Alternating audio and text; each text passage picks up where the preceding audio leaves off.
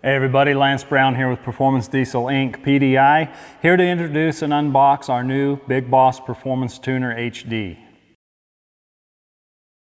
Okay, what you see here is the box that the HD tuner will come in. I'll walk you through here what's inside, what to expect. As you unbox it, what you're going to find, first and foremost, thank you from PDI Diesel for your purchase of the Big Boss HD tuner.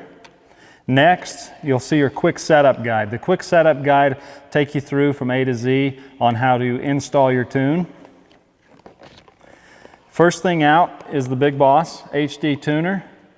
Very long awaited, but it's going to be an awesome product.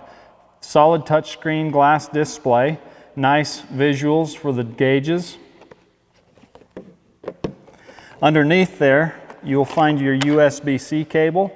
The USB-C cable will connect to the HD tuner, and then over here your diagnostics connector. Diagnostics connector goes to your diagnostics port, the USB-C cable to the HD tuner.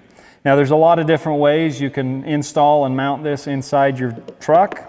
One option we have available is the magnetic mount. The magnetic mount will go magnet to the dash, magnet to the tuner, adjustable, put it wherever you would like.